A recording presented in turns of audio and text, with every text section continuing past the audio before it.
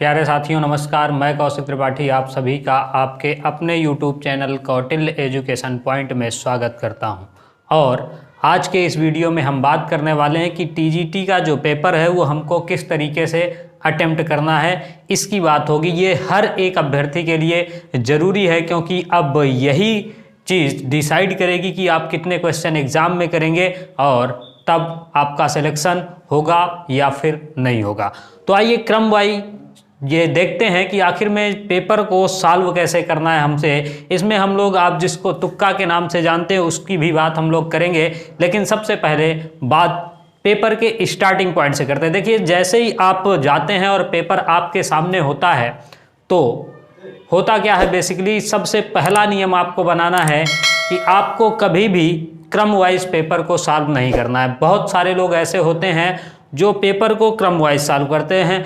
अब चूंकि देखा आपने कि पहला सवाल आपको नहीं आया, दूसरा सवाल नहीं आया, तीसरा सवाल नहीं आया, तो होता क्या है, कॉन्फिडेंस बिल्कुल लो हो जाता है और आप स्ट्रेस में आ जाते हैं। ऐसा बिल्कुल नहीं करना। देखिए, एग्जामिनर जो है वो भी आपके साथ साइकोलॉजिकली गेम खेलना चाहता है और इसीलिए एक दो क्वेश्चन हो सकता है स्टार्टिंग के टप दे दिए जाए, अब आप उसमें परेशान रह जाएंगे तो फिर मामला आपका गड़बड़ हो जाएगा। हमारी जो पहली अप्रोच होगी वो इस तरीके की होगी कि हमने देखा, पढ़ा और आंसर मार्क किया। हम पहली अप्रोच में उन सारे क्वेश्चंस को क्या कर लेंगे, अटेम्प्ट कर लेंगे और चूंकि उनके आंसर भी हमारे पास श्योर है तो उनकी जो OMR सीट है उसको भी फिल कर लेंगे। फिर इसके बाद सेकंड राउंड में हम आएंगे।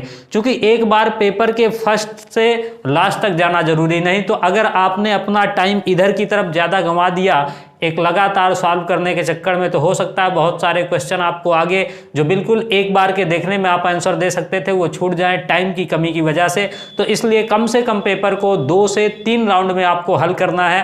पहला राउंड जितने भी क्वेश्चन आपको बिल्कुल सटीक आते हैं आपने उनको टिक किया, मतलब क्लियर किया और उसकी OMR भी फिल कर ली। अब सेकंड राउंड जो है वो हमारा सबसे लंबा राउंड होना चाहिए जिसमें हम सारे क्वेश्चन को बाकायदे एनालाइज करते हुए चलेंगे और यहीं से फिर हमारा मेथड स्टार्ट होता है एलिमिनेशन का मेथड, कि हम ऑप्शन को बिल्कुल ख़त्म करेंगे।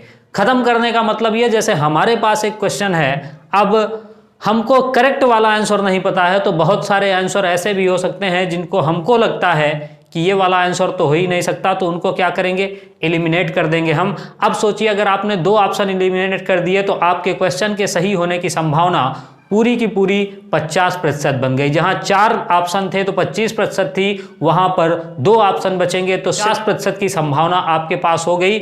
मतलब अब अगर आप देखें तो आपकी ज़्यादा संभावना है कि ये आंसर होगा कि बी आंसर होगा। अब इसके बाद अपने दिमाग से जो पेपर का पैटर्न जो आपने क्वेश्चन को सही किया है उनके हिसाब से भी अगर बिल्कुल नहीं आता, वैसे तो 2 आंसर बनने के बाद आपको आइडिया बेसिकली लग ही जाता है, लेकिन फिर भी नहीं लगा तो जो पेपर आपने सॉल्व किया है उसका क्रम जिस तरीके से है उसी क्रम में आप कोई ना कोई एक ऑप्शन को क्या करेंगे, टिक करेंगे। तो ये दूसरा राउंड होगा हमारा जिसमें हम एलिमिनेट करते हुए चीज़ों को हल करते हुए चले जाएंगे। फिर इसके बाद अगर लास्ट के राउंड के लिए टाइम बचा देते थर्ड राउंड, उसमें जो भी क्वेश्चन हमारे बचे, अब बारी आती है, चूंकि TGT का पेपर माइनस मार्किंग नहीं है तो फुल तुक्का मारने की बारी आती है। यानी कि अब आपको ये देखना है जो क्वेश्चन आपसे बिल्कुल ही नहीं बन पाए तो वहां पर आपका एलिमिनेशन मेथड भी काम नहीं कर रहा है, सारे ऑप्शन आपको सेम नजर आ रहे हैं, मतलब ऐसा लग ही नहीं रहा चूंकि आपने उसको एक भी बार नहीं देखा और ऑप्शन कुछ मिलते जुलते हैं, मिक्सअप हैं। तो वहां पर ये आता है कि ठीक है, नहीं मिला। अब चूंकि 125 में 125 गोले भरने ही हैं, माइनस मार्किंग है नहीं तो भर के तो आना ही है। हो सकता है अगर एक की भी प्रोबेबिलिटी हो गई तो 4 नंबर तो हमारे ज़्यादा हो ही जाएंगे। तो थर्ड राउंड में हमको क्या करना है, अपना तुक्का लगाना है, जिसको आप बोल सकते हैं। तो ये बात है कि आपको 3 राउंड में जो पेपर है उसको सॉल्व करना है। पहला राउंड आपका बिल्कुल स्पीड का होना चाहिए जिसमें ज़्यादा से ज़्यादा आप 30-35 मिनट का टाइम देंगे और पेपर के लास्ट तक या फिर 40-50 भी दे सकते हैं, जैसी आपकी स्ट्रैटेजी हो।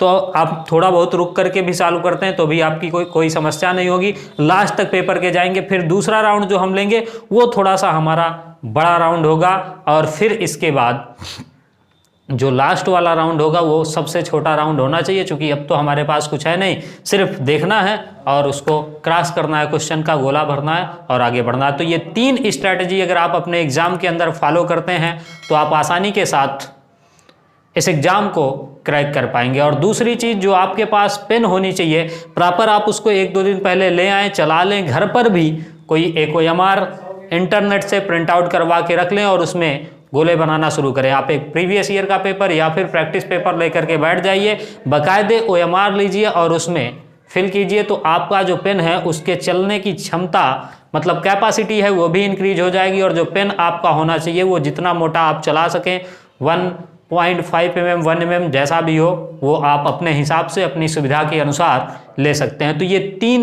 तीन काम में 3 बार में आपको पेपर को पूरी तरीके से सॉल्व करना है। और उसके बाद सबसे ज़्यादा जो ध्यान देना है वो चीज़ों को फिलअप करने का। और बहुत सारे लोग जल्दबाजी के चक्कर में 2-2 गोले रंग देते हैं, तो ये काम आपको नहीं करना है। तो इस सिली मिस्टेक से भी आपको दूर रहना। तो इस वीडियो में इतना ही, और नेक्स्ट वीडियो में हम लोग बात करेंगे कि OMR जो है वो कैसे फिल करना है पूरी केयरफुली के साथ, क्योंकि वो एक ऐसी चीज़ है जो आपकी सारी मेहनत को बर्बाद कर देगी अगर आपने उसको सही ढंग से फिल नहीं किया। तो इसकी बात अगले वीडियो में होगी, इसलिए आप हमारे चैनल को सब्सक्राइब करें और दोस्तों के साथ इस वीडियो को आपको ज़रूर शेयर करना है।